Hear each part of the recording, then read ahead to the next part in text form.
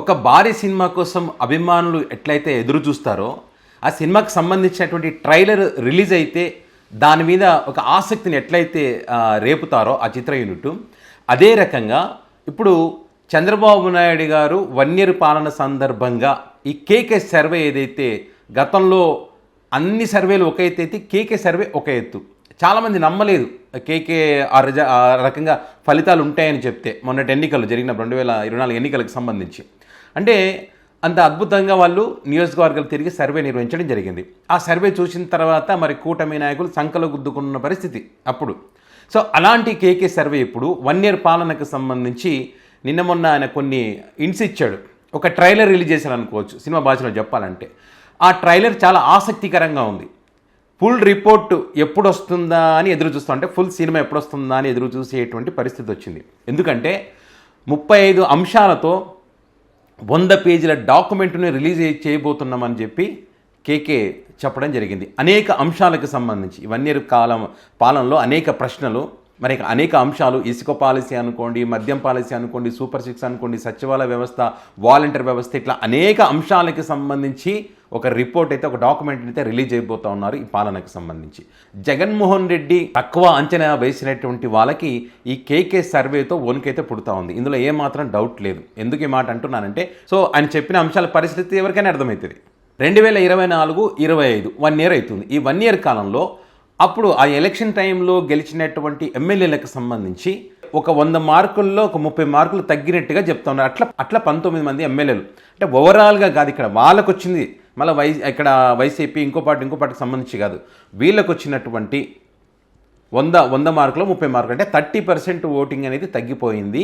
భూగోళం బద్దలైనా ఇంకా ఏం జరిగినా కూడా ఎట్టి పరిస్థితుల్లో వాళ్ళు గెలిచేటువంటి అవకాశమే లేదని ముక్త కంఠంతో చెప్పారనేటువంటిది ఆయన చాలా క్లియర్గా చెప్పాడు. 30% మంది తగ్గినటువంటి 19 మంది ఎమ్మెల్యేలు ఎట్టి పరిస్థితుల్లో గెలవరు అని.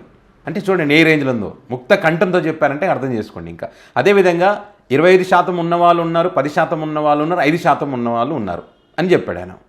అంటే ఇక్కడే 19 మంది ఎమ్మెల్యేలు పోతే మిగతా దాంట్లో 25% ఎంతమంది ఉంటారు, ఇవన్నీ పూర్తి రిపోర్టు మరి ఆ డాక్యుమెంట్ అయితే రిలీజ్ చేస్తా అని చెప్పారు. మరి ఆ మాట చెప్పిన తర్వాత వీళ్ళలో అయితే వణుకు పుడుతూ ఉంది. ఈ 19 మంది ఎమ్మెల్యేలు ఇంటి ఇచ్చారు, ఇంకా ఎంతమంది ఉన్నారో దీంట్లో అనేది. ఈ మధ్య కాలంలోనే అనేక సర్వేలు కూడా వచ్చినాయి, ఒక 70 మంది దాకా తీవ్రమైనటువంటి వ్యతిరేకత ఉంది అని చెప్పి. ఇందులో కేకే సర్వేలు అంతకు మించి ఉండబోతుందనేది ఇప్పుడు వినిపిస్తున్నటువంటి మాట. మరి చూద్దాం ఏ రేంజ్లో ఉంటుందనేది చూద్దాం. అదేవిధంగా టీడీపీ పార్టీని ఎవరు లీడ్ చేస్తే బాగుంటుంది అనే దానికి సంబంధించి వాళ్ళు అడగడం జరిగిందంట. పవన్ కళ్యాణ్ గారు, నారా లోకేష్ గారు, ఎన్టీఆర్ గారికి సంబంధించి కూడా వీళ్ళు అడగడం జరిగిందంట. సో మరి ఎన్టీఆర్ గారికి సంబంధించి 70% లీడ్ చేస్తే బాగుంటుందని చెప్పారంట. పవన్ కళ్యాణ్కి సంబంధించి 39, లోకేష్ బాబుకి సంబంధించి 47, వైసీపీ పార్టీ వాళ్ళు అభిప్రాయం ఎవరుంటే బాగుంటే వాళ్ళు 22% జూనియర్ ఎన్టీఆర్ అయితే బాగుంటుందని చెప్పారంట.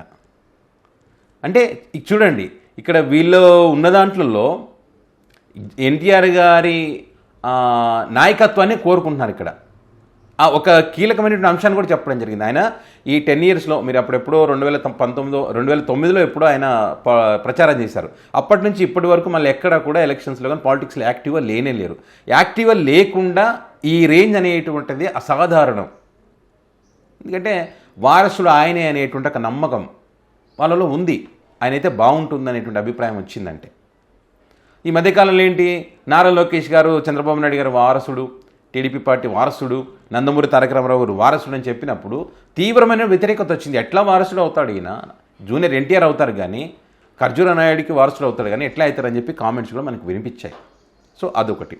అదేవిధంగా లిక్కర్కి సంబంధించి ఈ లిక్కరే జగన్మోహన్ రెడ్డి కొంప ముంచింది, జగన్మోహన్ రెడ్డి ఓడిపోవడానికి ప్రధాన కారణం ఇదే, మొదటి కారణం ఇదే అని చెప్పినటువంటి సందర్భాలు కూడా ఉన్నాయి. మరి అదే ఈ లిక్కర్ పాలసీకి సంబంధించి కొంతమంది ఇష్టపడ్డాయి. షాపుల యజమానులు, నేను ఈ మధ్య ఒక వీడియో చేశా, వాళ్ళ కష్టాలు, మేము లైసెన్సులు తీసుకున్న వాళ్ళం పిచ్చోళ్ళమా అని చెప్పి వాళ్ళ ప్రాబ్లమ్స్, వాళ్ళ సమస్యలన్నీ పై అధికారులు చెప్తే వాళ్ళు కూడా మరి ఆ వాటాలు మాకేదని చెప్పి ఇక్కడ వాటాలు పంచుకునే దాంట్లో ఉన్నారు కానీ వీళ్ళ ప్రాబ్లమ్స్ సాల్వ్ చేయట్లేదనే విషయం కూడా నేను ఒక వీడియో చేశాను.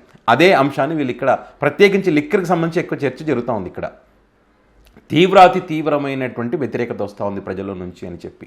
ముందు పాలసీకి సంబంధించి ఓనర్ సాటిస్ఫై అయ్యారు, తర్వాత ప్రజలు కూడా మద్యం ప్రియులు ఉంటారు కదా, సరే మద్యం అందుబాటులో ఉంటుందని ఆ వ్యవహరిస్తున్న తీరు, ఆ పాలసీ ఇప్పుడు ఆ తీవ్రమైనటువంటి ప్రజలు అంటే ఎక్కడ పడితే అక్కడ షాప్స్ పెట్టడం, ఎంత పెడితే అంత రేటుకి అమ్మడం, గతంలో కొత్త బ్రాండ్లను విమర్శించిన వాళ్ళు ఇప్పుడు కొత్త బ్రాండ్లు తెచ్చిపెట్టడం, ఇట్లా ఇష్టం వచ్చినట్టుగా వ్యవహరిస్తున్న క్రమంలో ప్రజల నుంచి కూడా లిక్కర్కి సంబంధించి వ్యతిరేకత వస్తూ ఉంది. ఇక్కడ జగన్మోహన్ రెడ్డి గుర్తొస్తూ ఉన్నాడు. గతంలో రేట్లు ఎక్కువ ఉన్నా, మద్యం తక్కువ ఉన్నా, తాగుడు తక్కువైంది, గొడవలు లేవు, నడి రోడ్డు మీద ఏడ పెడితే అక్కడ కూర్చునేటువంటి పరిస్థితి లేదు, ఈరోజు తాగి ఎట్లా పెడితే అట్లా కొట్టేటువంటి పరిస్థితి వచ్చింది. గతంలో అది లేదు. ఇప్పుడు వచ్చినటువంటి ఈ పాలసీ వల్ల ప్రభుత్వానికి ప్రజలకు నష్టం చేకూరుతూ ఉంది. జగన్ హయాంలో ప్రభుత్వానికి డబ్బులు వచ్చాయి, ఆ డబ్బులు రావడం ద్వారా ప్రజలకు మేలు చేస్తారనే విషయం ఇక్కడ చాలా స్పష్టం. సో దానికి సంబంధించి కూడా పూర్తి వివరాలు, పూర్తి డేటా కూడా మరి రిలీజ్ చేయబోతూ ఉన్నారు. అదేవిధంగా ఇంకొక అంశం చూస్తే కనుక జగన్మోహన్ రెడ్డి గారి హయాంలో తీసుకొచ్చినటువంటి వాలంటీర్ వ్యవస్థ కానీ, సచివాలయ వ్యవస్థ కానీ, వీటన్నిటికి సంబంధించి వ్యతిరేకించినటువంటి పరిస్థితి గతంలో ఈ కూటమి పార్టీకి సంబంధించినటువంటి వాళ్ళు ఈ వాలంటీర్ వ్యవస్థ లేకుండా చేయాలని చెప్పి వాళ్ళ ఉద్యోగాలు బీకేస్తారు. సచివాలయ వ్యవస్థను కూడా చిన్న భిన్నం చేయాలి, ప్రజల్లోకి ఆ జగన్ తెచ్చిన వ్యవస్థ ఉండకూడదని చెప్పి అందులో ఉన్నటువంటి ఎంప్లాయీస్ని కూడా ఇబ్బంది పెడుతున్నటువంటి పరిస్థితి మనం చూస్తూ ఉన్నాం. ఎందుకంటే సచివాలయ ఉద్యోగాలు ఇచ్చిందే జగన్మోహన్ రెడ్డి కాబట్టి అది ఉండకూడదు, ప్రజలు దాన్ని గుర్తు చేసుకోకూడదు అనే ఒక ప్రయత్నం వీళ్ళు చేశారు. ఇక్కడ కేకే సర్వే ఏం అడిగారు, ఇక్కడ సచివాలయ వ్యవస్థ కావాలా, పంచాయతీరాజ్ వ్యవస్థ కావాలా అని అడిగినప్పుడు మరి కూటమికి ఓట్లు వేసినటువంటి ప్రజలు 59% మంది మరి సచివాలయ వ్యవస్థ కావాలని అడిగారంట, 24% మంది మాత్రం పంచాయతీరాజ్ వ్యవస్థ కావాలని అడిగారంట. అంటే అర్థం చేసుకోండి ఎంతమంది ఆ వ్యవస్థను కోరుకుంటున్నారో, ఆ వ్యవస్థ ఎంత అద్భుతంగా పనిచేస్తుంది అనేది ఇక్కడ చాలా క్లియర్. వీళ్ళు చెప్పిన అన్ని అబద్ధాలు, ప్రజలను మోసం చేయడానికి ఎన్నికల టైంలో వ్యవస్థలన్నీ జగన్మోహన్ రెడ్డి వాడుకోవడానికే సృష్టించబడ్డాయని చెప్పారు కదా, ఎన్ని అబద్ధాలు. అదేవిధంగా వైఎస్ఆర్ కాంగ్రెస్ పార్టీ టైంలో అంటే ఈ వ్యవస్థ తీసుకొచ్చారు కదా, పని చేసిందా, ఎంతవరకు దీనికి మీరు సపోర్ట్ చేస్తారంటే 68.23% బాగుంది అని చెప్పారంట. 68% జగన్మోహన్ రెడ్డి అంటే అది నిజంగానే బాగుంది, సచివాలయ వ్యవస్థ నిజంగానే బాగుంది. ఎవరు అవునన్నా కాదన్నా అద్భుతమైనటువంటి వ్యవస్థ. రాష్ట్రాల్లో కూడా ఈ వ్యవస్థ గురించి చర్చ జరిగింది, వాలంటీర్ వ్యవస్థ, సచివాలయ వ్యవస్థ గురించి చర్చ జరిగింది. కానీ వీళ్ళు ఏంటంటే బదనాం చేయాలి, ఏదో ఒకటి చేయాలి, జగన్ జనాలకు మంచి చేస్తే జగనే మళ్ళీ ముఖ్యమంత్రి అవుతాడు, కాకూడదు, ఏం చేయాలని ఇట్లా విష ప్రచారాలు చేశారు. సో ఇట్లా అనేక అంశాలకు సంబంధించి ఇప్పుడే చెప్పడం బాగుండదు. పూర్తి డేటా అంతా కూడా 35 అంశాలకు సంబంధించి 100 పేజీల డాక్యుమెంట్ని రిలీజ్ చేయబోతున్నానని చెప్పి 1 ఇయర్ పాలనకు సంబంధించి కేకే చెప్పినటువంటి క్రమంలో నిజంగా కూటమిలో మాత్రం ఒక భయం అనేటువంటిది పుట్టింది. దాంతోపాటు జగన్మోహన్ రెడ్డి ఖచ్చితంగా 1 ఇయర్ కాలంలో జరుగుతున్నటువంటి పరిణామాలు కానివ్వండి, అదేవిధంగా జగన్మోహన్ రెడ్డికి ఉన్నటువంటి 40% ఓట్ బ్యాంక్ కానివ్వండి, వీటన్నిటికి సంబంధించి ఖచ్చితంగా 100కి 200% వైసీపీ విల్ బౌన్స్ బ్యాక్ అని కూడా మరి చెప్తున్నటువంటి పరిస్థితి. ఖచ్చితంగా తక్కువ అంచనా వేయడానికి వీలు లేదు.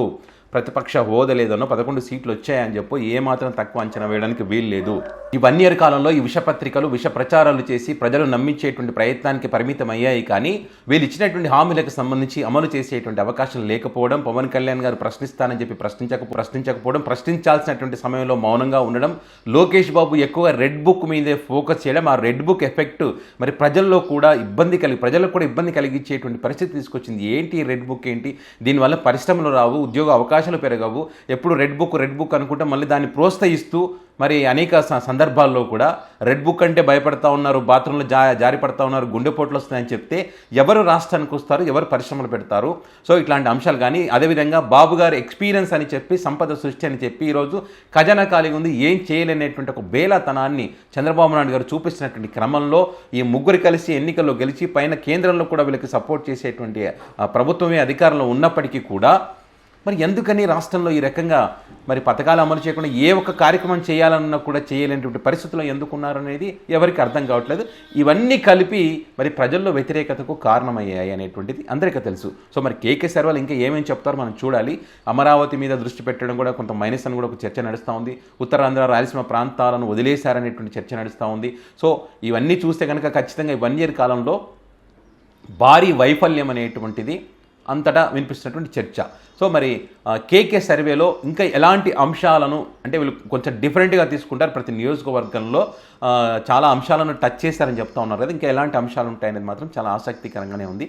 సో మొత్తానికైతే వైఎస్ఆర్ కాంగ్రెస్ పార్టీకి మంచి రోజులు అని చెప్పడంలో ఎలాంటి సందేహం అయితే లేదు.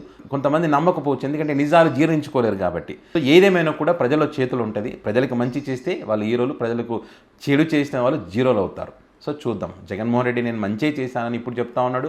గతంలో చేసిన మంచినే మళ్ళీ ఎలక్షన్ టైంలో చెప్పుకుంటానని చెప్పి అప్పుడు మళ్ళీ అదే రకంగా చెప్పి నేను ఓట్లు అడుగుతానని చెప్పి ఇప్పటికీ కూడా వైసీపీ పార్టీ జగన్మోహన్ రెడ్డి అదే చెప్తా ఉన్నారు. సో చూద్దాం రాబోయే రోజుల్లో ఏం జరుగుతున్నది. కేకే సర్వే రిపోర్ట్ అయితే మన ఎలక్షన్లో ఒక సంచలనం, ఇప్పుడు కూడా ఒక సంచలనంగా మారిందని చెప్పొచ్చు.